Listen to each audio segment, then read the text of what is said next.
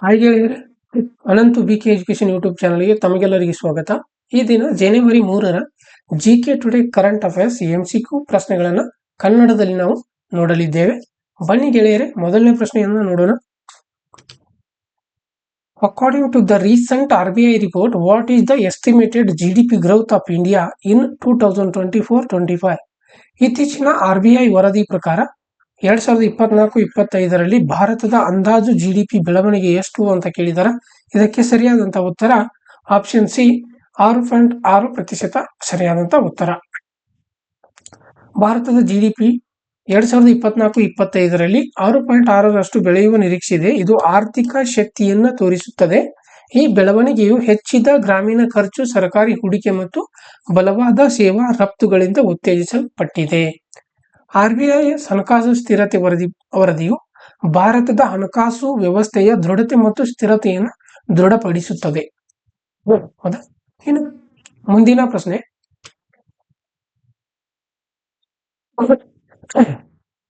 ಚೆಸ್ಮಾ nuclear power plant which was seen in news in located in which country ಅಂತ ಸುದ್ದಿಯಲ್ಲಿ ಕಂಡು ಬಂದಂತಹ ಚೆಸ್ಮಾ ಪರಮಾಣು ವಿದ್ಯುತ್ ಸ್ಥಾವರವು ಯಾವ ದೇಶದಲ್ಲಿ ಇದೆ ಅಂತ ಪ್ರಶ್ನೆ ಇದೆ.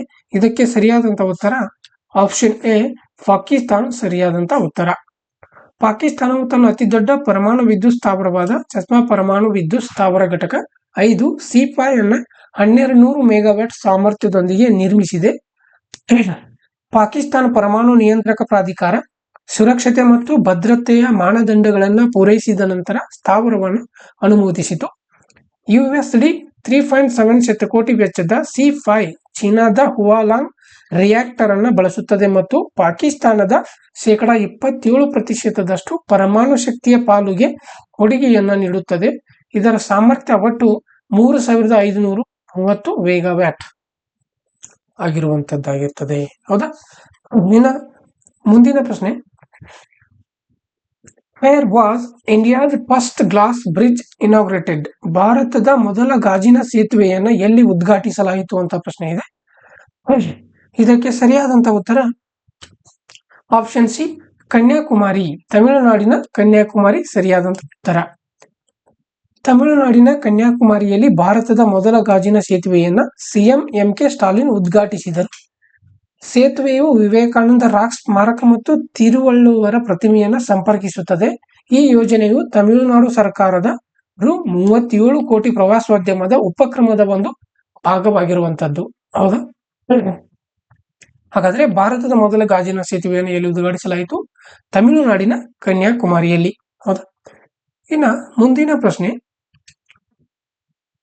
According to recent data by election commission of India, which state or UT had the highest percentage share of female elector in 2024? ಭಾರತದ ಚುನಾವಣಾ ಆಯೋಗದ ಇತ್ತೀಚಿನ ಮಾಹಿತಿ ಪ್ರಕಾರ ಯಾವ ರಾಜ್ಯ ಅಥವಾ ಕೇಂದ್ರಾಡಳಿತ ಪ್ರದೇಶದಲ್ಲಿ 2024ರಲ್ಲಿ ಮಹಿಳಾ ಮತದಾರರಲ್ಲಿ ಹೆಚ್ಚಿನ ಶೇಕಡಾವಾರು ಪಾಲನ್ನ ಹೊಂದಿದೆ ಅಂತ ಪ್ರಶ್ನೆ ಕೇಳಿದ್ದಾರೆ. ಇದಕ್ಕೆ ಸರಿಯಾದಂತ ಉತ್ತರ ಆಪ್ಷನ್ ಸಿ ಪುದುಚೇರಿ ಸರಿಯಾದ ಉತ್ತರ. ಭಾರತದ ಚುನಾವಣೆ ಆಯೋಗವು 2024ರ ಲೋಕಸಭೆ ಚುನಾವಣೆಗೆ 42 ಮತ್ತು 4 ರಾಜ್ಯಗಳ ವಿಧಾನಸಭಾ ಚುನಾವಣೆಗಳಿಗೆ 14 ವರದಿಗಳನ್ನು ಪ್ರಕಟಿಸಿದೆ. ಈ ಉಪಕ್ರಮವು ಚುನಾವಣಾ ಪ್ರಕ್ರಿಯೆಯಲ್ಲಿ ಸಾರ್ವಜನಿಕ ನಂಬಿಕೆ ಮತ್ತು ಪಾರದರ್ಶಕತೆಯನ್ನು ಹೆಚ್ಚಿಸುವ ಗುರಿಯನ್ನು ಹೊಂದಿದೆ. 2024ರಲ್ಲಿ 47.63 ಕೋಟಿ ಮಹಿಳಾ ಮತದಾರರನ್ನು ನೋಂದಾಯಿಸಲಾಗಿದೆ. ಇದು ಒಟ್ಟು ಮತದಾರರಲ್ಲಿ 48.62% ದಷ್ಟಿದೆ. ಇನ್ನು ಪುದುಚೇರಿ ಮತ್ತು ಕೇರಳವು 53.03 ಮತ್ತು 51.56ರಷ್ಟು ಮಹಿಳಾ ಮತದಾರರ ಶೇಕಡಾವಾರು ಪ್ರಮಾಣವನ್ನು ಹೊಂದಿರುವಂತದ್ದು. ಹೌದಾ? ಇನ್ನು ಮುಂದಿನ ಪ್ರಶ್ನೆ. Denmark street cataract which was seen in news is situated between Greenland and which country? ಸುದ್ದಿಯಲ್ಲಿ ಕಂಡು ಬರುವಂತಹ ಡೆನ್ಮಾರ್ಕ್ ಸ್ಟ್ರೇಟ್ ಕ್ಯಾಟರಾಕ್ಟ್ ಗ್ರೀನ್ಲ್ಯಾಂಡ್ ಮತ್ತು ಯಾವ ದೇಶದ ನಡುವೆ ಇದೆ ಅಂತ ಕೇಳಿದ್ದಾರೆ. ಇದಕ್ಕೆ ಸರಿಯಾದಂತ ಉತ್ತರ ಆಪ್ಷನ್ ಬಿ ಐಸ್ಲ್ಯಾಂಡ್ ಸರಿಯಾದಂತ ಉತ್ತರ. ಡೆನ್ಮಾರ್ಕ್ ಸ್ಟ್ರೇಟ್ ಕ್ಯಾಟರಾಕ್ಟ್ಸ್ ಭೂಮಿಯ ಮೇಲಿನ ಅತಿ ದೊಡ್ಡ ನೀರಿನೊಳಗಿನ ಜಲಪಾತವಾಗಿದೆ. ಭೂಮಿಯ ಮೇಲಿನ ಅತಿ ದೊಡ್ಡ ನೀರಿನ ನೀರಿನೊಳಗಿನ ಜಲಪಾತವಾಗಿದೆ. ಇದು ಐಸ್ಲ್ಯಾಂಡ್ ಮತ್ತು ಗ್ರೀನ್ಲ್ಯಾಂಡ್ ನಡುವೆ ಇರುವಂತದ್ದು. ಇದು 2000 ಮೀಟರ್ಗಳಷ್ಟು ಲಂಬವಾದ ಕುಸಿತವನ್ನು ಹೊಂದಿದೆ. ಏಂಜಲ್ ಜಲಪಾತಕ್ಕಿಂತ 3 ಪಟ್ಟು ಹೆಚ್ಚು ಎತ್ತರವಾಗಿದೆ ಮತ್ತು 480 ಕಿಲೋಮೀಟರ್ಗಳಷ್ಟು ವ್ಯಾಪಿಸಿದೆ. ಮೇಲ್ಮೈಯಿಂದ ಅಗೋಚರವಾಗಿದ್ದರೂ ಇದು ಜಾಗತಿಕ ಸಾಗರ ಪರಿಚಲನೆ ಮತ್ತು ಪರಿಸರ ವ್ಯವಸ್ಥೆಗಳ ಮೇಲೆ ಪರಿಣಾಮವನ್ನು ಬೀರುತ್ತದೆ. ಹೌದಾ? ಇನ್ನು ಭೂಮಿಯ ಮೇಲಿನ ಅತಿ ದೊಡ್ಡ ನೀರಿನೊಳಗಿನ ಜಲಪಾತ ಯಾವುದಂದ್ರೆ ಡೆನ್ಮಾರ್ಕ್ ಸ್ಟ್ರೈಟ್ ಕ್ಯಾಟ್ರಾಕ್ಟ್ಸ್ ಭೂಮಿಯ ಮೇಲಿನ ಅತಿ ದೊಡ್ಡ ನೀರಿನೊಳಗಿನ ಜಲಪಾತವಾಗಿದೆ. ಹೌದಾ? ಇನ್ನು ಮುಂದಿನ ಪ್ರಶ್ನೆ, Yadgiri fort which was seen in news is located in which state? ಸುದ್ದಿಯಲ್ಲಿ ಕಂಡಂತಹ ಯಾದಗಿರಿ ಕೋಟೆ ಯಾವ ರಾಜ್ಯದಲ್ಲಿ ಇದೆ ಅಂತ ಕೇಳಿದಾರ. ಇದಕ್ಕೆ ಸರಿಯಾದಂತ ಉತ್ತರ ಕರ್ನಾಟಕ. ಸರಿಯಾದಂತ ಉತ್ತರ ಕರ್ನಾಟಕ ಸರ್ಕಾರವು ಪ್ರವಾಸೋದ್ಯಮವನ್ನು ಹೆಚ್ಚಿಸಲು ಯಾದಗಿರಿ ಕೋಟೆಯನ್ನು ಅಭಿವೃದ್ಧಿಪಡಿಸಲು ಒಂದು 100 ಕೋಟಿ ಯೋಜನೆಯನ್ನು ಪ್ರಾರಂಭಿಸಿತು. ಈ ನಿಧಿಯು ಶಾಸಕರ ಅನುದಾನದಿಂದ 233 ಕೋಟಿ ಮತ್ತು ರಾಜ್ಯ ಸರ್ಕಾರದಿಂದ 257 ಕೋಟಿಯನ್ನು ಒಳಗೊಂಡಿದೆ. ಯಾದಗಿರಿ ಜಿಲ್ಲೆಯಲ್ಲಿರುವಂತಹ ಯಾದಗಿರಿ ಕೋಟೆಯು ಕರ್ನಾಟಕದ ಅತಿ ದೊಡ್ಡ ಕೋಟೆಗಳಲ್ಲಿ ಒಂದಾಗಿದೆ. ಇದು ಬಹು ಐತಿಹಾಸಿಕ ರಾಜವಂಶಗಳ ಶಾಸನಗಳನ್ನು ಒಳಗೊಂಡಿರುವುದು ವಿಶೇಷವಾಗಿರುತ್ತದೆ. ಇದು ನಮ್ಮ ರಾಜ್ಯ ಕರ್ನಾಟಕದಲ್ಲಿ ಇರುವಂತದ್ದು. ಹೌದು. ಇನ್ನು ಮುಂದಿನ ಪ್ರಶ್ನೆ, which state government recently dissolved 3 divisions named Banswara, Pali and Sikar? ಯಾವ ರಾಜ್ಯ ಸರ್ಕಾರವು ಇತ್ತೀಚೆಗೆ ಬನ್ಸಾರ, ಪಾಲಿ ಮತ್ತು ಸೀಕರ್ ಎಂಬ 3 ವಿಭಾಗಗಳನ್ನು ವಿಸರ್ಜಿಸಿತು ಅಂತ ಕೇಳಿದರೆ ಇದಕ್ಕೆ ಸರಿಯಾದಂತ ಉತ್ತರ ಆಪ್ಷನ್ ಸಿ, ರಾಜಸ್ಥಾನ್ ರಾಜ್ಯ. ಹೌದಾ? ರಾಜಸ್ಥಾನ್ ಸರ್ಕಾರವು 2023ರಲ್ಲಿ ರಚಿಸಲಾದಂತಹ 9 ಜಿಲ್ಲೆಗಳು ಮತ್ತು 3 ವಿಭಾಗಗಳನ್ನು ಏನ್ ಮಾಡಿದೆ, ವಿಸರ್ಜಿಸಿದೆ. ಈ ರಾಜಸ್ಥಾನವು ಈಗ 41 ಜಿಲ್ಲೆಗಳು ಮತ್ತು 7 ವಿಭಾಗಗಳನ್ನು ಹೊಂದಿದೆ.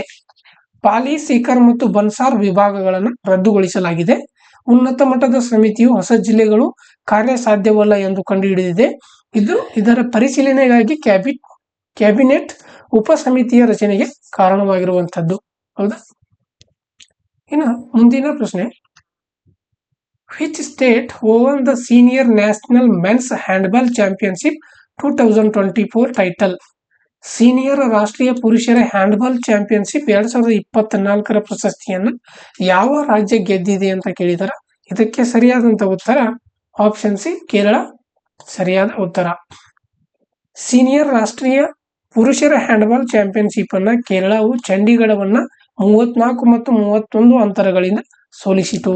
ಕೇರಳವು ಸರ್ವೀಸಸ್ ಅನ್ನ 23-21ರಿಂದ ಸಂಕೋಚಿತವಾಗಿ ಸೋಲಿಸುವ ಮೂಲಕ ಫೈನಲ್ ಅನ್ನು ತಲುಪಿತು. ಆದರೆ ಚಂಡೀಗಢ 32 ಮತ್ತು 33 ಅಂತರದಲ್ಲಿ ಇಂಡಿಯನ್ ರೈಲ್ವೇಸ್ ವಿರುದ್ಧ ಗೆದ್ದು ಫೈನಲ್ ಅನ್ನು ಪ್ರವೇಶಿಸಿತ್ತು. ದೇವೇಂದರ್ ಅತ್ಯುತ್ತಮ ಆಟಗಾರ, ರಾಹುಲ್ ಅತ್ಯುತ್ತಮ ಗೋಲ್ ಕೀಪರ್ ಮತ್ತು ಸುಜಿತ್ ಅತ್ಯುತ್ತಮ ಎಡಪಂಥೀಯ ಆಟಗಾರ. ಸರ್ವೀಸಸ್ ಮತ್ತು ಭಾರತೀಯ ರೈಲ್ವೇಸ್ 3ನೇ ಸ್ಥಾನಕ್ಕೆ ಸಮಾನವಾದ ಪ್ರಶಸ್ತಿಯನ್ನು ಗೆದ್ದಿರುವಂತದ್ದು. ಹೌದಾ? ಇನ್ನು ಮುಂದಿನ ಪ್ರಶ್ನೆ, who has been appointed as new director general of central reserve police force? CRPF ನ ಹೊಸ ಡೈರೆಕ್ಟರ್ ಜನರಲ್ ಆಗಿ ಯಾರು ನೇಮಕಗೊಂಡಿದ್ದಾರೆ ಅಂತ ಪ್ರಶ್ನೆ ಕೇಳಿದ್ದಾರೆ. Central reserve police force. ಇದಕ್ಕೆ ಸರಿಯಾದಂತ ಉತ್ತರ ಆಪ್ಷನ್ ಡಿ, ವಿಠುಲ್ ಕುಮಾರ್. ಸರಿಯಾದಂತ ಉತ್ತರ. ಉತ್ತರ ಪ್ರದೇಶದ 1993ರ IPS ಅಧಿಕಾರಿ ವಿಠುಲ್ ಕುಮಾರ್ ಅವರು ಅನೀಶ್ ದಯಾಳ್ ಸಿಂಗ್ ನಿವೃತ್ತರಾದ ನಂತರ ಈಗ CRPFನ ಹಂಗಾಮಿ ಮಹಾನಿರ್ದೇಶಕರಾಗಿದ್ದಾರೆ. ಪಂಜಾಬ್ನ ಬಂಟಿಂಡಾದಲ್ಲಿ ಜನಿಸಿದ ಕುಮಾರ್ ಎಲೆಕ್ಟ್ರಾನಿಕ್ಸ್ ಇಂಜಿನಿಯರಿಂಗ್ ನಲ್ಲಿ ಪದವಿ ಪಡೆದಿದ್ದಾರೆ. ಇದು ಕಾನೂನು ಜಾರಿಯಲ್ಲಿ ಅವರ ವಿಶ್ಲೇಷಣಾತ್ಮಕ ಕೌಶಲ್ಯಗಳಿಗೆ ಸಹಾಯವನ್ನು ಮಾಡುತ್ತದೆ. ಅವರು CRPFನಲ್ಲಿ 2009ರಲ್ಲಿ ಡೆಪ್ಯೂಟಿ ಇನ್ಸ್ಪೆಕ್ಟರ್ ಜನರಲ್ ನಿಂದ 2023ರಲ್ಲಿ ವಿಶೇಷ ಮಹಾನಿರ್ದೇಶಕರಾಗಿ ಮುಂದುವರೆದವರು ಮತ್ತು ರಾಷ್ಟ್ರಪತಿಗಳ ಪೊಲೀಸ್ ಪದಕ 2021 ಮತ್ತು ಪೊಲೀಸ್ ಪದಕ 2009ರಲ್ಲಿ ಪಡೆದಿದ್ದಾರೆ. ಹೌದಾ? ಇನ್ನು ಮುಂದಿನ ಪ್ರಶ್ನೆ, which country has recently launched the CR450 prototype, the world's fastest high speed train? ಇತ್ತೀಚೆಗೆ ಯಾವ ದೇಶವು ವಿಶ್ವದ ಅತ್ಯಂತ ವೇಗದ ರೈಲು CR450 ಮಾದರಿಯನ್ನು ಬಿಡುಗಡೆ ಮಾಡಿದೆ ಅಂತ ಪ್ರಶ್ನೆ ಕೇಳಿದಾರೆ. ಇದಕ್ಕೆ ಸರಿಯಾದಂತ ಉತ್ತರ ಆಪ್ಷನ್ ಬಿ, ಚೀನಾ. ಸರಿಯಾದಂತ ಉತ್ತರ.